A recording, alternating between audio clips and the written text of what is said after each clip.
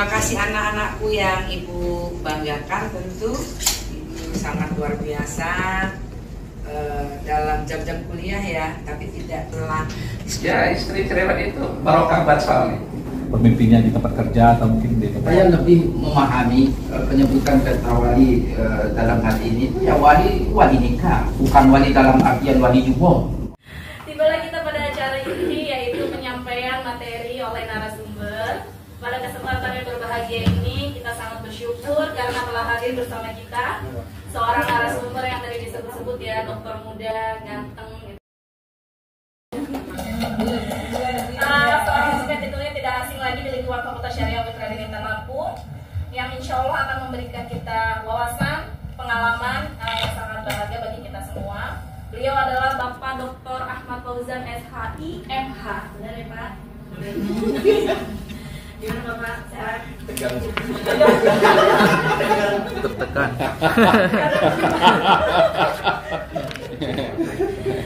Baik, beliau telah menempuh jenjang pendidikan sarjana, kemudian melanjutkan magister, kemudian doktoral pada program studi yang sama, yaitu hukum keluarga di UIN Raden Intan Lampung. Dan saat ini beliau mengabdi di alma mater tercinta menjadi dosen tetap Fakultas Syariah UIN Raden Intan Lampung. Kemudian beliau juga telah mempublikasikan di jurnal nasional dan internasional, tidak hanya aktif di dunia penelitian dan publikasi ya Pak, juga sering menjadi narasumber dalam berbagai seminar, workshop, dan forum ilmiah. Pada kesempatan kali ini, beliau akan menyampaikan materi dengan judul Istri Cerewet, Suami Wali, kajian semiotika Roland dalam kitab Ihya Ulumuddin. Istri cerewet pas Oke. Untuk itu kepada Bapak Dr. Ahmad Fauzan SHI MH dengan hormat kami persilakan untuk menyampaikan materi. Terima kasih. Bismillahirrahmanirrahim. Assalamualaikum warahmatullahi wabarakatuh. Waalaikumsalam warahmatullahi wabarakatuh. Alhamdulillah.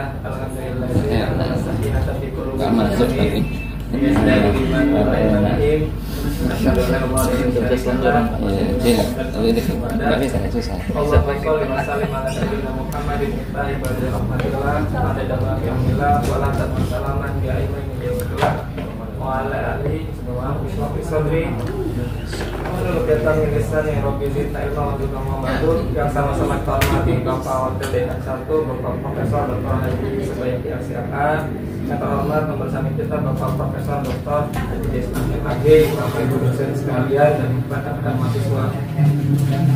Mohon izin pada kesempatan kali ini diberi amanat dari Bapak Ketua Diskusi Bulanan disuruh untuk menjadi narasumber di bulan Mei.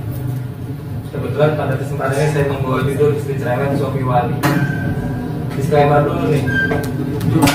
Yang pertama, artikel ini ditulis ketika saya masih bujang.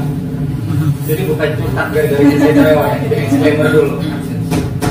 Dan kemudian dulu itu saya pernah ikut kelas softboxnya Nurul Wala, kajian tasawuf dan filsafat, di mana pematerinya ada Bagir dan juga Marwin Faiz. Itu bahas tafiyah yang ada ketemu termin term yang kita bahas kali ini. Nah kemudian artikel ini juga pernah disampaikan di KICIS, Kalam International Conference on Islamic Studies, punyanya Pak Fauzan Usuluddin. Nah tapi diterbitkannya di jurnal Tafahus, jurnal Properties, tapi jurnalnya discontinue. Jadi tapi masih bisa diakses di Risetgia tahun 2021. Kenapa sih kalau saya milih yang judul ini tuh? Yang pertama itu tadi kitab Ihya, salah satu kitab dalam konteks ajaran agama gitu, yang sampai turunan itu yang paling lengkap dibahas sepanjang masa, itu relevan dan termasuk juga bahasan tentang istri cerewet. Jangankan istri cerewet zaman sekarang, zaman dulu kan kisahnya Siti Hawa sendirian ya, nggak ada perempuan lain, tapi Nabi Adam pulangnya telat dan diomel-omel kan begitu. Jadi bahas ini kayak saya pikir relevan sepanjang jalan. Kemudian istri cerewet itu kan relasi antara suami dan istri. Itu tadi disampaikan oleh dalam sambutan boneka. Cerewetnya ini kenapa? Cerewetnya karena peduli kah? Cerewet karena respon tindakan suaminya kah? Atau memang bawaannya? Nah jadi itu perlu dibahas karena nanti implikasi hukumnya juga bisa beda kan begitu. Nah, tujuannya apa sih? Nah, detailnya di Ihya itu ada term as-sabru ala lisanin nisa mimatun tahlul bil aulia. Nah, nanti di sini saya minta arahan Pak Wadai terkait makna lanjutan ayat-ayat, karena nanti ada istilahnya itu kan yang perlu ditafsirkan gitu, karena memang beliau kan memang guru besar tafsir. Nah, kenapa saya pilih semiotik Roland Barthes? Saya bidang minatnya salah satunya ada di bidang sastra. Makanya nanti ada tadi belum disebutin namanya moderator, ada The Prize berupa buku. Salah duanya ada buku cerpen dan buku puisi. Jadi memang saya minat di bidang sastra, dan semiotik ini kan sama kayak tafsir gitu. Bagaimana tafsiran teks? Kalau tafsir teks dalam filsafat barat itu untuk teks-teks ayat agama kan hermeneutik. Nah, kalau untuk semiotik itu untuk teks-teks umum gitu. Nah, ini saya pilih untuk membahas ini. Kenapa kok nggak hermeneutik? Karena saya lihat di sini ada tanda bacanya di situ. Apakah istri cerewet itu tandanya suami wali atau sebaliknya? Makanya saya pilih semiotik Roland Barthes. Terus juga relevan dengan visi misi Windrill ya, kita integrasi keilmuan kan begitu. Jadi saya ingat komentar waktu di konferensi itu bahasan kayak gini itu jarang ada kajian teks-teks keagamaan yang didekati oleh pendekatan barat misalnya begitu. Yang misalnya di UIN Jogja, direktur PT kayak kita Pak Sayron dengan teori makna kumangzanya kan begitu. Sebenarnya kan itu juga filsafat bahasa kan begitu. Nah, yang lainnya misalnya Farudin Faiz juga menulis hermeneutika Al-Quran. Nah, jadi pendekatan-pendekatan yang mungkin bisa dipakai untuk jadi pembahasan yang lebih baru gitu zaman-zaman sekarang. Nah, di Ihya itu kita tasawuf adanya begitu. Tapi kalau Gus Bahar, Ulil Atul Abdallah bilang Ihya ini kita ke orang-orang tua. Dalam artian nggak ada yang mau bacanya itu kecuali orang yang udah mau tanda kutip meninggalkan dunia, karena bacaannya itu berat. Kemudian memang perlu keyakinan push up buat keyakinan. Sudah dibaca, diamalkan itu butuh ekstra tenaga gitu. Ya ulumuddin. Nah, di Ihya itu ada bab pernikahan yang dimana ada RPM ini. Saya di sini masih menerjemahkan secara umum dulu. As-sabru ala lisanin. Lisan misalnya masih kita definisikan sebagai perkataan istri. Nah, perkataan gimana? Kenapa kok bisa dari lisan dimaknai atau diartikan dengan cerewet kan gitu. Itu masuk ke tanda bahasanya semiotik. Nah, Wittgenstein, seorang filsuf bahasa bilang makna itu permainan kata aja. Kalau kita ngomong lisan nisa, perkataan perempuan itu bisa dimaknai cerewet. Gus Bahar bilangnya judes, itu permainan bahasa aja di lingkungan masyarakat tertentu. Misalkan kita ngomongin apa ya, di Lampung nih orang Lampung ngomongnya pakai G, di tempat lain tuh nggak ada G. Itu permainan bahasa di suatu wilayah aja, itu kalau perkataannya Wittgenstein. Nah, terus ada syaratnya lagi nih, Imam Zabidi bilang apa sih lisan nisa di kitab Ihya itu? Ucapan yang keji, tuduhan, curigaan. Waktu ini pulangnya telat ya, habis ngapain tadi? Mancing kayak gitu, dibuin gitu. Dicaci maki apa segala macam. Kamu ngasih nafkahnya segini segala macam. Nah, itu menurut Imam Zabidi yang menyakitkan tuh di situ kan. Kalau Gus Bahar kan lebih frontal, lebih ke bahasa kita. Lisannya saya istri yang judes, yang cerewet, yang ngomel, yang bawel. Tapi bisa jadi tambang pahala kalau suaminya sabar. Tadi kan kita sempat sih, mau jadi wali tuh butuh modal, mau sedekah harus pakai dana modal, mau ibadah ya butuh modal juga, misalnya mau haji segala macam.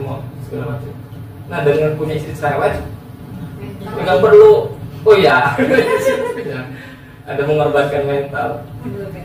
Nah, jadi bisa lah kita maknai bahwa lisan nisa di termnya Ibnu Ghazali itu bisa dimaknai dengan cerewet kan begitu, dalam konteks apa Wittgenstein tadi permainan bahasa aja kan gitu. Nah, istri yang cerewet boleh jadi tuh itu tadi kata Budeka, ini cerewetnya karena perhatian. Suaminya mau berangkat, papa jangan lupa bekalnya, papa jangan lupa ininya itunya segala macam. Nah, jadi cerewetnya di situ. Atau mengungkapkan ekspresi dalam kehidupan rumah tangga itu dari dulu waktu masih gadis, rajin, misalnya sudah menikah, gimana tuh beda ya? Tambah rajin kan gitu. wujud cinta dan kasih sayang, perhatian istri kepada keluarganya. Jadi nggak cuma ke suami. Itu tadi. Nah, memang secara psikologi itu perempuan tuh lebih banyak ngomongnya. Memang kenyataannya begitu. Laki-laki, nih perempuan tuh ngomong tuh 20.000 kata per hari. Nggak tahu mungkin lebih kali. Laki-laki cuma 7.000. Seperberapanya kan begitu. Jadi memang udah sekarang pabriknya begitu gitu. Nah ini istri saya, kenapa sih istri saya itu begitu kan? Nah kita kembali nih. Nah ini di sini bawah deh. Ternyata ada ayat Quran. Allah inna Allah la khaufun alaihim. Wali-wali Allah itu la khauf, nggak takut. Nah nggak takut di sini apa? Nggak takut istri bawah deh. Nanti kita butuh penjelasan bawah deh gitu. Kan ayat ini ayat yang paling jelas teksnya dengan bunyi kata wali itu. La khaufun, nggak takut, apakah nggak takut istri? Nanti kan kita bisa pengingat lebih lanjut gitu kan. Bener nggak sih suami yang takut istri dia itu wali kan? Karena ada teks la khaufun, nggak takut kan. Nah, apa sih definisi wali? Wali itu orang yang ahli dalam bidang agama. Ada yang bilangnya juga levelnya di bawah nabi lah gitu. Kalau nabi itu punya mujizat, kalau wali itu punya karomah, bisa nyembuhin orang, bisa memprediksi apa yang akan terjadi di masa datang. Itu wali kan. Bahasa Prancisnya itu sains.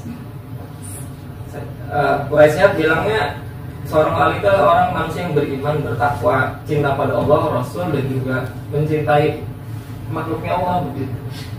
Nah di sini yang memang kaji tentang wali itu apa ya? Nggak akan ada habisnya dan nggak bisa jadi patokan.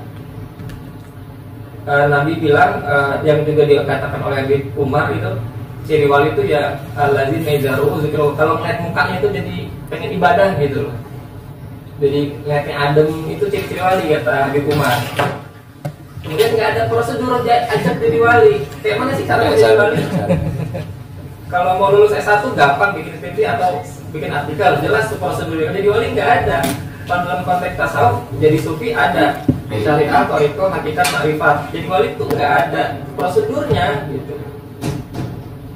Nah ini ada satu term yang menarik. Setiap wali itu pasti sufi.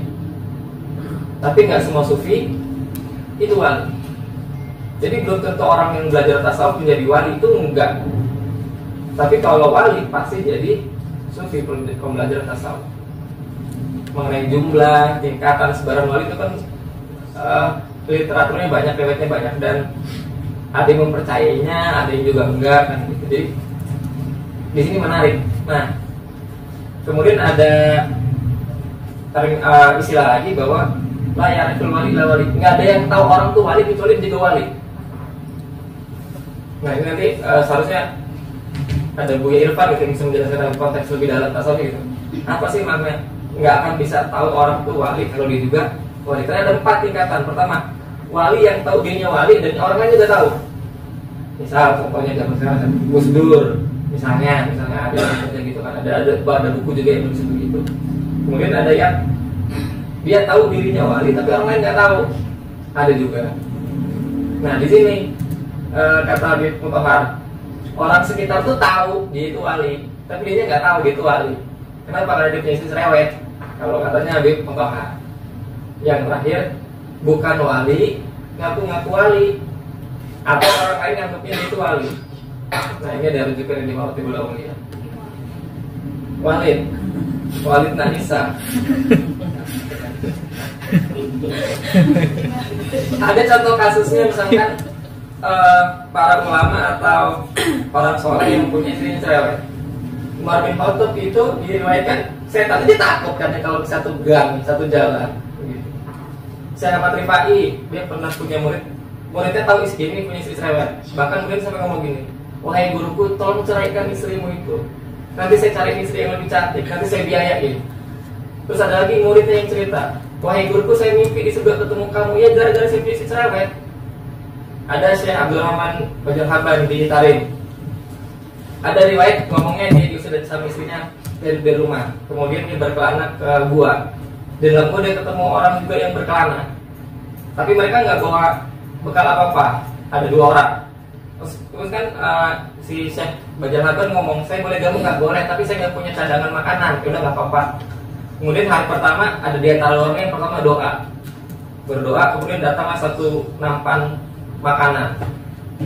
Kemudian hari keduanya orang yang lain satunya lagi berdoa, datang lagi nampan 1 makanan untuk mereka bertiga. Yang ketiga, ketika Abdul Majid baru ngangkat tangan, turun 3 nampan, 3-tiganya datang. Terus 2 orang ini yang ternyata wali juga nanya ke saya Bajarhaton, kamu doanya apa? Saya pakai doa yang kamu pakai. Nah, kamu doanya gimana? Saya berdoa dengan wasilah saya Abdul Majid itu saya katanya. Jadi berdoa dengan wasilah silsilahnya saya Abdul Majid.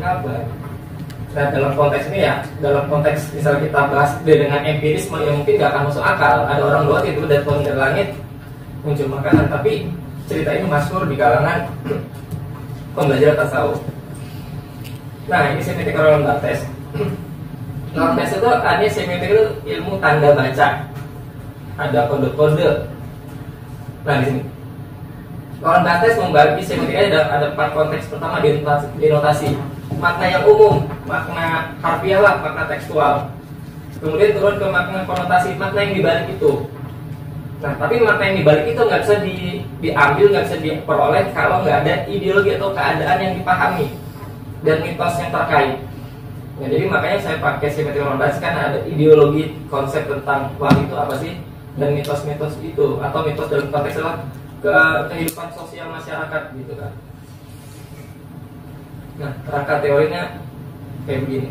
Kita pakai kacamatanya Roland Barthes. Kacamatanya ngeliat apa sih yang di bawah sini? As-Sabrul Lisan Nisa itu pakai kacamatanya semiotika Roland Barthes. Ada penanda, ada petanda, makna konotasi, denotasi, ada ideologi dan juga mitos. Di sini saya ada warnanya biru, sabar tuh warnanya biru, ucapan istri, ujian itu merah, dan wali itu biru lagi. Kenapa? Karena dalam konteks prosedur atau metodologi penelitian semiotika dibagi dulu variabel-variabelnya. Nah, saya lihat ada kesamaan nih, ucapan istri sama ujian itu jadi satu paket. Kemudian sabar dan wali itu ya paket yang lainnya nih. Nah, turunannya seperti ini. Jadi mau melihat Sabrul Lisan Nisa itu penandanya apa, petandanya apa, makna pertama dan makna keduanya itu apa. Jadilah saya rangkum seperti ini. Jadi penandanya itu ya istri cerewet dulu. Jadi nggak akan ada dalam konteks relasi suami istri ya, nggak ada istri cerewet itu menjadi suatu tanda bagi ujian suami yang wali. Kalau dia lulus ujian dengan sabarnya itu tadi. Nah, makna denotasinya apa? Istri cerewet itu tanda suami yang diuji untuk menjadi wali jika dianya sabar. Kemudian makna keduanya, perlunya harmonis hubungan suami istri karena saling terkait. Nggak kan ada yang diuji dengan nanti kalau nggak ada satu relasi kan. Nah, ideologinya apa? Mitosnya itu apa? Kaji tentang wali secara holistik. Sekarang bisa nggak kita? Ada nggak sih di Lampung nih wali terkenal zaman sekarang yang eksis? Ya kan? Mungkin kita nggak akan bisa ngomong. Mungkin kalau kita zaman dari buku-buku mungkin banyak. Kemudian mitos ideologi pemahaman tentang cerewet. Nah, itu tadi bentuknya itu gimana bentuk cerewetnya? Cerewetnya karena perlakuan suami kah, pembawaan setelan pabrik oroknya begitu, atau mungkin cerewet itu dalam konteks budaya itu memang beda. Di suatu masyarakat tertentu ada yang masyarakat perempuan yang selalu lebih cerewet daripada masyarakat adat perempuan lain. Nah, itu kan jadi ideologi atau pemahaman yang mesti ditindaklanjuti dari makna teks As-Sabrul Lisan Nisa di atas tadi itu. Maka simpulannya adalah istri cerewet bisa masuk ketika ya signifiernya penandanya itu istri cerewet, signifiernya suami wali. Makna pertamanya istri cerewet itu tanda suami jadi wali. Nah, sekunderinya adalah relasi suami istri saling mempengaruhi satu sama lain dalam segala aspek kehidupan. Relasi suami istri saling melengkapi. Guna libasul lakum waktu libasul, pasangan suami istri kayak pakai baju gitu kan. Kemudian ada yang paling penting adalah harus suami istri sebenarnya, bukan suami harus berbuat wa'asyun bil ma'ruf, berbuat patuh, berbuat baik kepada pasangan. Jadi ayat ini bukan cuma untuk suami tapi juga untuk istri-istri. Nah, makanya implikasinya apa? Implikasinya setiap orang harus beranggapan siapapun punya potensi menjadi wali, salah satu lewat jalur pernikahan. Nah, rekomendasinya adalah tadi ada yang ngomong ya kalau salah. Kayak mana kalau perempuan bisa nggak jadi wali? Kayaknya bisa, ayatnya. Setelah itu belum dibuktikan kan. Tapi suaminya judul tapi ya. Nah, makanya belum ditindak aja sih. Ada kitab namanya Misaul Aulia, tapi dia cerita cuma kisah hidupnya, nggak ada relasi dengan suami istrinya. Apakah istri sabar terhadap sikap suami akan jadi wali atau sebaliknya? Bisa pakai pendekatan gender juga misalnya lewat kitab ini misalnya. Kemudian perlu dilakukan penelitian tentang kewalian relasi itu bagaimana? Bisa nggak sih kalau anak jadi wali gara-gara suami istrinya berantem? Bisa nggak? Bisa jadi. Terakhir saya bikin artikel bahas tentang lagu Sasa Sloan, judulnya Older, pakai semiotika juga. Jadi suami istrinya bapak ibunya cerai, jadi dia punya anggapan dia itu nggak mau kayak bapak ibunya, jadi menganggap pernikahan itu hal yang kayak begitu. Penelitian lapangan menjadi diperlukan untuk bukti empiris. Ada nggak sih coba misalnya suatu wilayah ada yang istri terkenal banget, suami ini punya istri cerewet, coba kita teliti secara empirisnya, wali apa enggak dia? Mulai-mulai. Karena kan selama ini kan kita hanya dari buku kitab secara tekstual, empirisnya kita belum lihat zaman sekarang. Yang saya tahu itu temannya Bu Prof Mahmudah di Cirebon ada namanya Nyai Mas Ria Ampa, pimpinan pondok pesantren Kebun Jambu. Dia gak pernah tidur 24 jam pimpinan pondok. Tapi ya badannya sehat, segar, gak ada sakit-sakitan gitu. Ya ciri-ciri wali kan kayak begitu misalnya. Jadi dari dia kita bisa collect nulis lanjutan, ya kan? Kayak mana kalau istrinya yang jadi wali? Kayak mana sih? Apakah kalau ini kan istri cerewet? Nah suaminya ini apa? Suami yang zolim kah? Suami yang menjudol kah? Suami yang poligami tanpa izin kah? Misalnya. Satu. Yang rebutan satu-satu. Jadi kayaknya ini menarik untuk lakukan penelitian lanjutan. Demikian, terima kasih. Itu aja lebih kurang. Terima kasih. Wassalamualaikum warahmatullahi wabarakatuh. Waalaikumsalam warahmatullahi wabarakatuh. Terima kasih yang sebesar-besarnya kami sampaikan kepada Bapak Dr. Ahmad Fauzan, SIMH. Baik, sebelum kita buka sesi tanya jawab, mungkin Pak Profesor mau menambahkan atau memberi klarifikasi yang diminta oleh Pak. Oke. Saya sebenarnya ada jam mengajar jam 9.30 ya, tapi saya bilang sama mahasiswanya, Bapak ikut diskusi dulu sebentar sampai jam 10. Ini sudah jam 10 lebih 10 menit juga. Tapi tadi saya mau keluar gara-gara narasumber suruh komentari materi yang dia sampaikan. Penting loh Pak. Jadi gini, singkatnya saja gini. Mohon maaf, benar apa salah yang saya pahami dari yang disampaikan oleh Pak Dr. Fauzan tadi? Ya, yang saya pahami di antara yang menandakan kewalian seorang suami itu adalah ketika dia sabar menghadapi istrinya yang cerewet. Betul itu? Yang saya tangkap itu ya. Oke. Jadi gini sebenarnya, kita ini hidup itu kan selalu dihadapkan dengan dua perkara. Kadang-kadang kita ini harus sabar, kadang-kadang kita ini kan harus bersyukur. Hidup itu pilihannya kapan kita harus sabar, kapan kita harus bersyukur. Ya, baik itu bersabar maupun bersyukur itu ya sama-sama perintah Tuhan. Ya, banyak ayat yang memerintahkan kita ya bersabar saat dihadapkan dengan musibah, ya bersyukur, ya kan, saat kita mendapatkan nikmat. Siapapun yang mampu menanamkan kesabaran, siapapun yang mampu menanamkan kebiasaan untuk dia pandai bersyukur, maka dia akan mendapatkan banyak pahala, kedekatan di sisi Allah.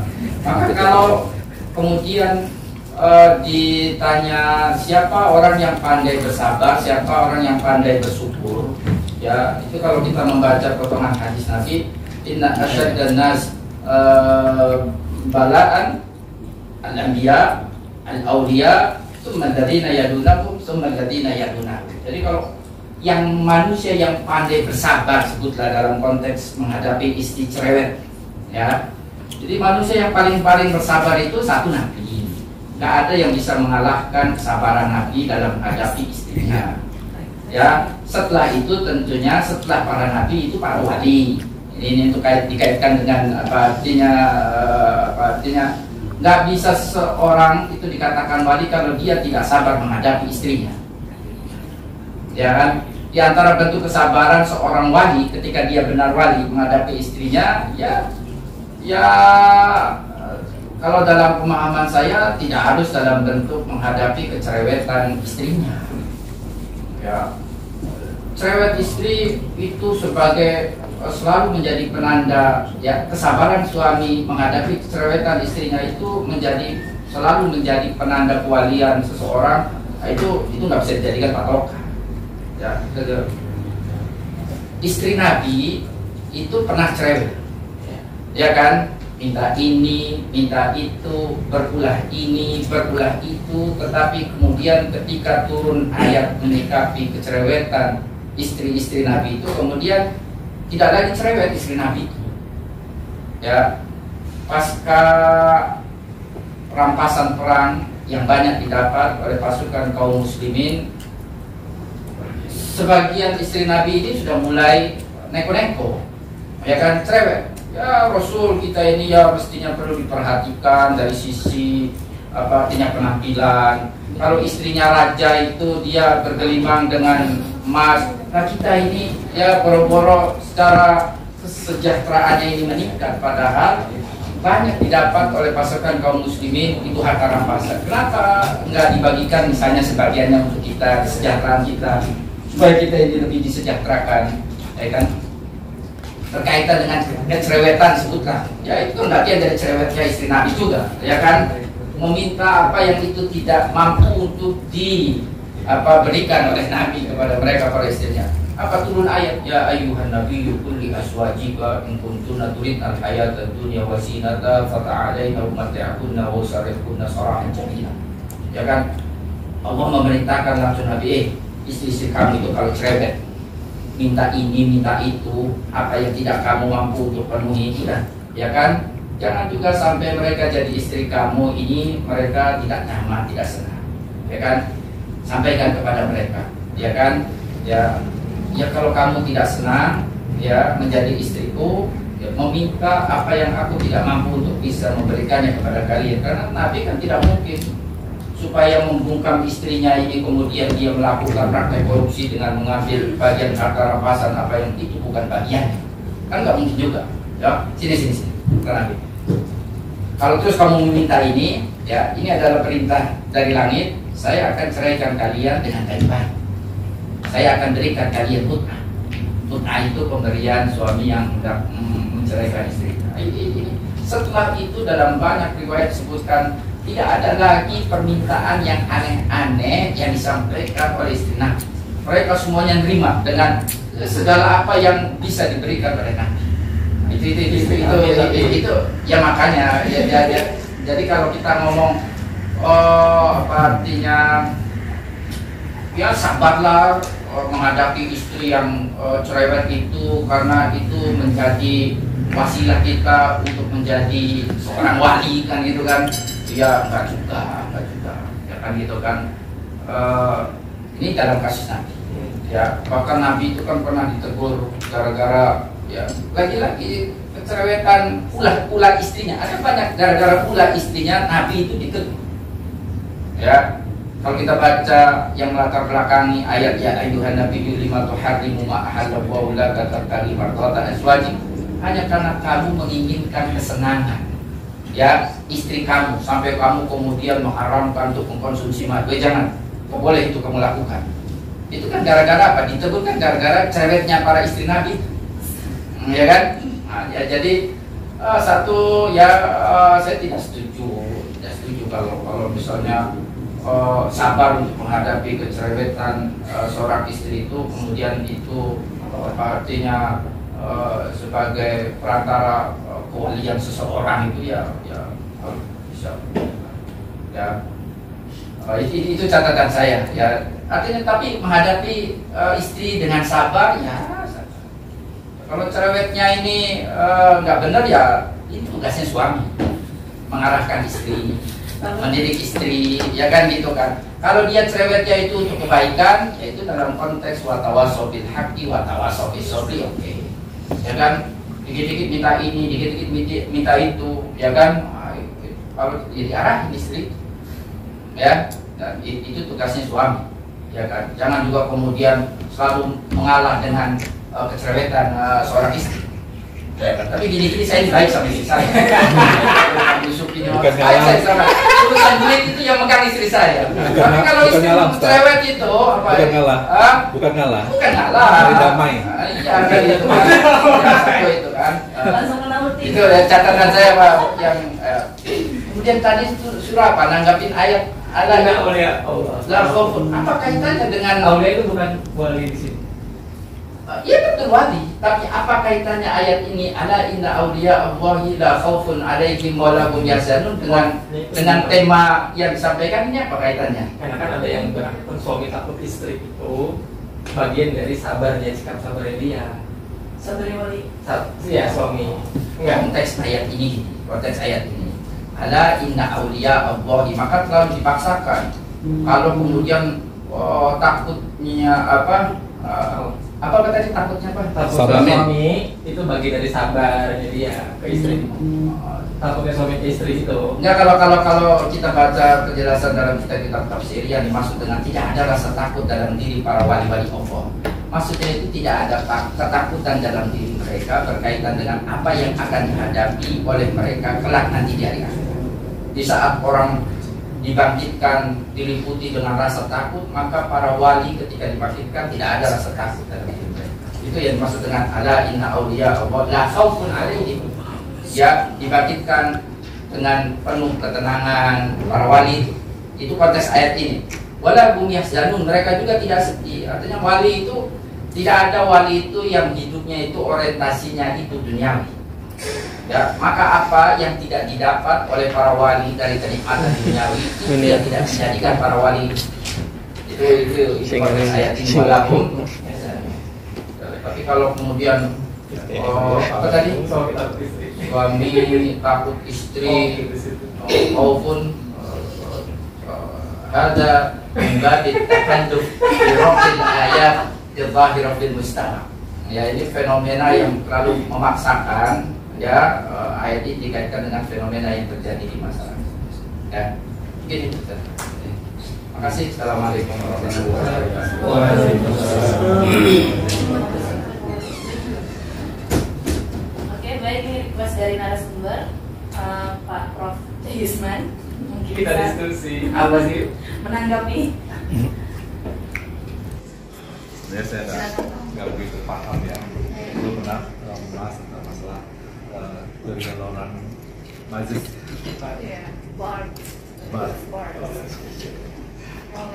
Loran bars. Tapi ketika misalnya Mas Fauzan menjelaskan tentang masalah statement yang dijelaskan oleh dalam kitab Ihyaulumuddin ini, itu kan belum kelihatan tuh konteks sosialnya berbicara masalah statement ini keluar. Apakah ini memang konteksnya untuk wali atau aulia itu kan bisa jadi pemimpin ya, Ustaz? Bisa juga pemimpin. Ya, mulut perempuan itu kan bisa jadi ujian bagi si suaminya, bisa jadi pemimpinnya suami tadi, atau mungkin pemimpinnya di tempat kerja, atau mungkin di tempat. Mohon maaf, saya potong ya. Bahkan saya lebih memahami penyebutan kata wali dalam hal ini itu ya wali nikah, bukan wali dalam artian wali jubo. Iya, wali nikah kan kita nanti kan akan menjadi wali bagi putri-putri kita ketika putri kita itu hendak menikah.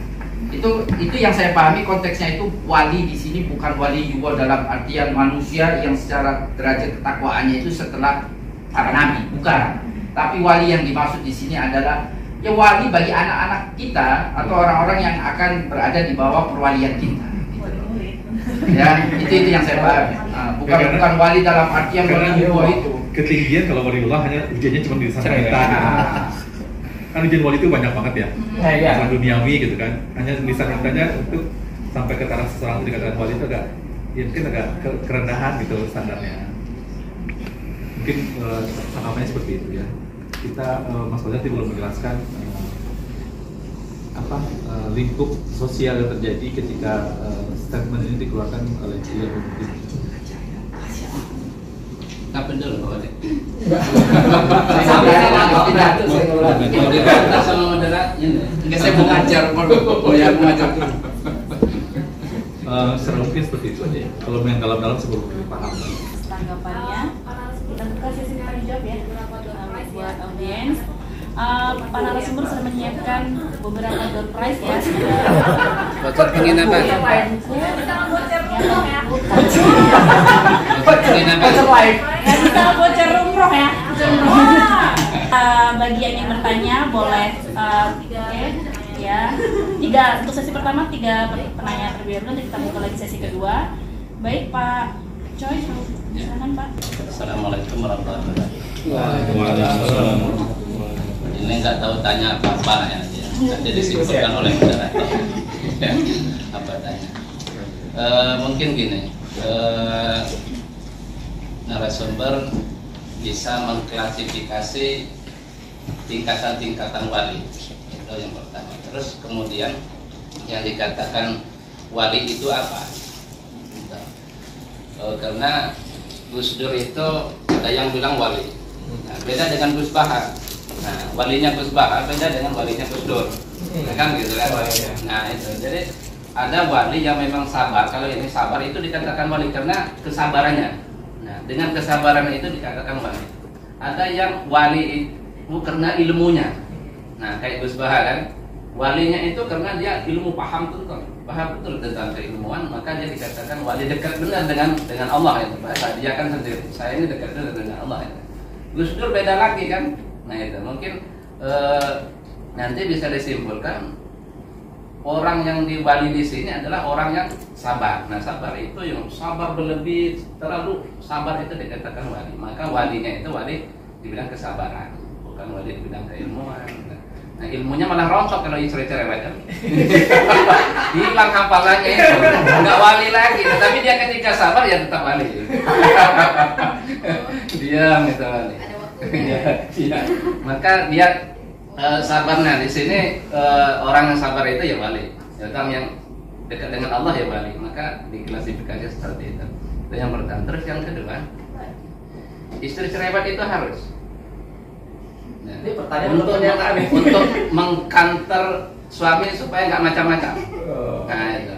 Maka kalau istrinya ramah, itu malah berpengaruh, malah curiga. Coba ketika kita umpama, kalau istrinya terlalu ramah, perempuan terlalu ramah, ketika ada orang lewat suruh mampir, kan ramah.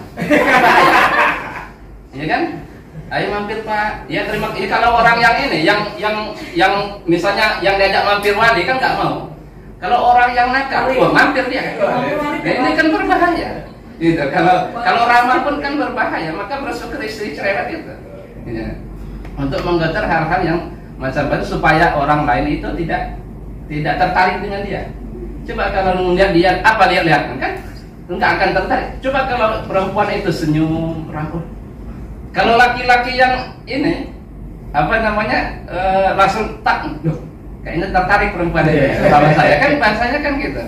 Nah itu makanya istri yang cerewet itu kan membawa barokah bagi lingkungan. Iya. Karena bahaya istri kalau istrinya terlalu ramah. Iya, bukan musibah. Nanti dilihat juga. Karena kan bahaya misalkan ini ada orang yang mabok lewat, orang yang inilah yang maksiat ya bahasanya, orang yang maksiat gitu, yang jarang sholat gitu. Ketika dia lewat lihat perempuan senyum-senyum karena ramahnya tadi, itu kan bahaya bagi dia. Malah dia dideketin, kan terjadilah pemerkosaan akhirnya karena ramahnya tadi. Tapi ketika itu perempuan itu cerewet, itu habis ketika suaminya tidak di rumah, tidak mengizinkan orang lain untuk masuk ke rumah, itu kan tidak ramah sebenarnya. Sebenarnya bahasanya kan nggak ramah ketika orang ketok-ketok nggak mau buka pintu karena suaminya nggak ada di rumah. Itu sebenarnya nggak ramah. Beda dengan orang yang ramah, dibukakan pintu, disuruh minum dulu di sana kan, suruh masuk kan bahaya, saking ramahnya. Nah makanya harus ada cara katakan ya istri cerewet itu barokah buat suami. Pembelaan. Baik, selanjutnya Pak Muhyiddin silakan. Saya nanya biar dapat surprise. Karena saya suka buku meskipun bacanya apa. Baik, yang terhormat Pak dan Kak Ika, saya tanya sedikit, tapi sebelum tanya, apa yang disampaikan oleh Pak Fauzan tadi juga relate dengan kondisi hari ini ya.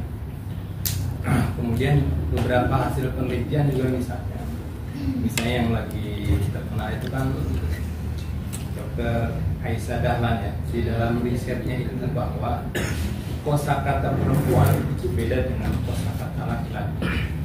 Dia itu penelitian dia, kosakata perempuan satu hari itu adalah 120.000 kata yang harus diucapkan perempuan satu hari. Sedangkan laki-laki itu hanya 17.000 kosakata yang harus dia sampaikan satu hari. Maka kan ini beda jauh sekali. Maka kalau laki-laki maka identik agak males ngomong banyak, males cerewet. Tapi kalau perempuan dia satu hari itu harus keluar 120.000 kata itu dalam risetnya Aisyah Dahlan. Maka kemudian menjadi wajar kata-kata yang keluar dari mulut istri itu jauh lebih banyak ketimbang laki-laki. Bahkan kalau laki-laki itu ngobrol sama istri cukup ya misalnya kan, dan tapi kalau perempuan perlu banyak gitu karena dia harus ditumpahkan kosakata itu 120.000. Maka ketika kalau istri sabar, suami sabar terhadap perkataan atau cerewetnya istri sabar, maka kemudian sesungguhnya dia adalah orang yang bertakwa. Nah tadi kewaliannya ya. Kenapa? Karena di dalam surat Al-Imran itu ayat 134 ada 4 ciri orang yang bertakwa. Yang ciri yang kedua itu adalah wal kadhiminal ghaidh, orang yang mampu menjaga amarahnya. Sabar berarti kan. Kemudian sejalan dengan hadis Nabi, la taghdab walakal jannah. Ya kan? Maka kemudian ini sabar. Nah, maka kemudian yang menarik itu gimana kemudian ketika ini dibandingkan seperti pernyataannya Pak Zaki misalnya, apakah kemudian ketika justru suaminya yang cerewet, suaminya yang suka marah gitu, apakah kemudian istrinya juga waliyah? Kira-kira begitu. Itu mungkin Pak Fauzan. Cukup. Door prize langsung kasih.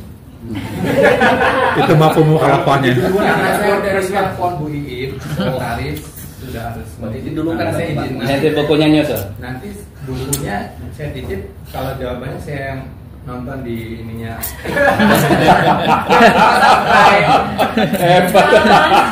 Bukunya dititip, nanti jawabannya nonton. Baik, ya. Terima kasih kepada Pak Muhyiddin. Pertanyaan ketiga dari Ibu Susi, silakan. Baik, terima kasih atas Wakili. waktunya. Istri. Wakil istri. Wanita istri ya. Yang terhormat, yang saya hormati narasumber pada pagi hari ini. Tak lupa juga ya Bu moderator yang juga sama-sama wanita. Iya. Tentunya di sini saya bertanya, sebenarnya tadi sudah ditanyakan sama Pak Muin terkait bagaimana tanggapan dari narasumber. Dibagi dua bukunya. Iya. Suami cerewet Bu. Sama pertanyaannya bagi dua. Apa namanya tanggapan ya dari narasumber ketika yang cerewet itu berbalik, yaitu suami. Kemudian yang kedua adalah konteks cerewet itu seperti apa? Apakah cerewet itu harus si istri itu marah-marah atau mengeluarkan kata-kata yang tidak baik, atau memang hanya sekedar curhat? Biasanya kan kalau curhat itu kan banyak kata ya yang dikeluarkan, tapi tidak dengan ada yang marah misalkan. Jadi yang pertama tadi bisa suaminya yang cerewet, atau mungkin bahasa lainnya bisa posesif, tapi kan dengan kata-kata yang lebih banyak atau bisa jadi kata-katanya lebih menyakitkan dan lain sebagainya. Nah itu bagaimana tanggapannya? Yang kedua, ketika konteks cerewet itu dikaitkan dengan dibalik lagi dikaitkan dengan kata-kata yang baik, apakah masih tetap dikatakan cerewet atau bagaimana? Nah ini saya masih kurang paham karena semua wanita ya, maksudnya hampir istri itu kalau tidak curhat ke suami ke siapa lagi? Nah biasanya suami menanggapinya dengan kata-kata cerewet sekali sih kamu, nah seperti itu. Mungkin bisa dijawab oleh narasumber. Terima kasih. Baik, terima kasih. Saya gini Bu, ini saya mau keluar mau. Saya bukan tanya, saya ini. Nanti cari ayat, saya pernah baca tapi saya lupa ayatnya, bahwa istri Nabi itu tidak boleh ramah sama orang lain. Tidak boleh ramah. Itu. Nah itu, makanya saya katakan tadi cerewetnya itu barokah. Itu. Istri Nabi itu saya lupa ayatnya, nanti saya kirimin lah. saya lupa ayatnya bahwa istri Nabi itu tidak boleh ramah. Kalau dia ramah bahaya. Itu. Kalau istri Nabi ramah itu bahaya. Itu ayat, ada ayatnya dalam Al-Quran. Saya lupa. Nanti makanya itu bisa diinikan juga bahwa cerewet itu ya barokah. Ya. Jawabannya ini Pak, kita bukan Nabi boy.